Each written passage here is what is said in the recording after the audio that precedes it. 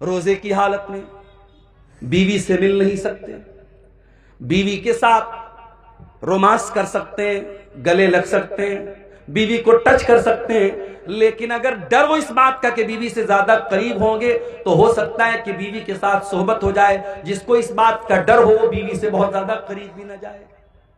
اور یہ بھی نوٹ کر لیجیے، روزے کی حالت میں اگر رات میں انسان اپنی بیوی سے ملاقات کرتا ہے، ظاہر ہے کہ رات میں تو جائز ہے، یا رات میں انسان سو گیا اور وہ ناپاک ہو گیا، اس کو احتلام ہو گیا، نائٹ فال ہو گیا، اب صبح وہ اٹھا تو وہ ناپاک ہے، یعنی اس کے اوپر غسل واجب ہے۔ اب وہ کیا کرے؟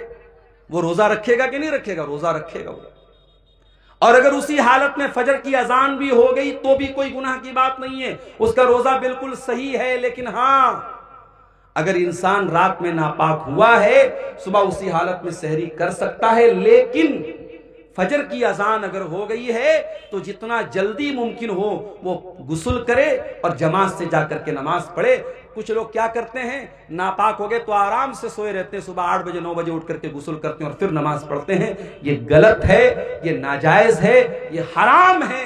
آپ نماز کو بنا مجبوری کے اس کے ٹائم سے ڈیلے نہیں کر سکتے۔ اگر آپ ناپاک ہیں، جتنا جلدی ممکن ہو آپ ناپاکی کو دور کیجئے اور نماز پڑھیے۔ روزے کی حالت میں آپ انجیکشن بھی لگوا سکتے ہیں، لیکن شرط یہ ہے کہ طاقت کا انجیکشن نہ ہو، گلوکوز کا انجیکشن نہ ہو۔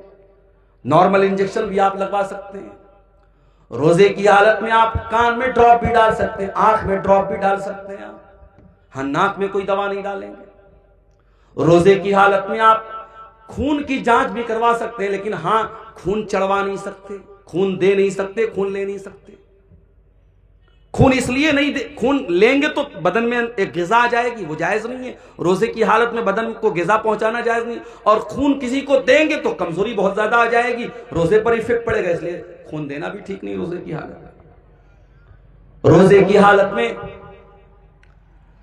آپ اگر بھول کر کے کچھ کھا گئے، نبی اکرم نے فرمایا اگر بھول چوک کر کے تمہارے منہ میں کچھ چلا گیا، کھا لیا، تو جیسے ہی یاد آ جائے فوراً باز آ جاؤ، اور تم نے جو بھول کر کے کھا لیا پی لیا اس سے تمہارے روزے پر کوئی فرق نہیں پڑا، بس یہ سمجھو کہ تم کو اللہ نے کھلا دیا ہے۔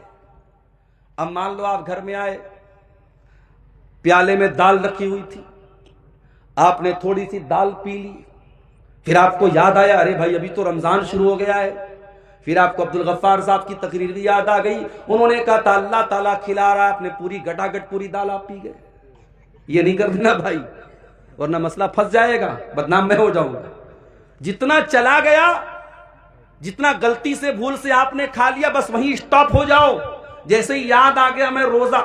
اچھا اب یہ بھی ہے، بعض لوگوں کو یاد کب آتا ہے جب پورا کھا پی کے ڈکار لیتے الحمدللہ، اس کے بعد ان کو یاد آتا ہے کہ ہاں میں روزہ ہوں۔ تو اتنی کمزور یادداشت بھی آپ کی نہیں ہونی چاہیے۔ روزے کی حالت میں اگر بھول کر کے آپ نے کھا لیا تو کوئی گناہ کی بات نہیں۔ اسی طریقے سے آپ صبح سحری کر رہے تھے، آپ چائے پی رہے تھے، آپ دودھ پی رہے تھے، اتنے میں اذان شروع ہو گئی، تو برتن میں جتنا دودھ ہے، جتنی چائے ہے، اس کو آپ کمپلیٹ کر لیجئے، اس پر اللہ تعالیٰ کی آپ کی کوئی پکڑ نہیں ہو۔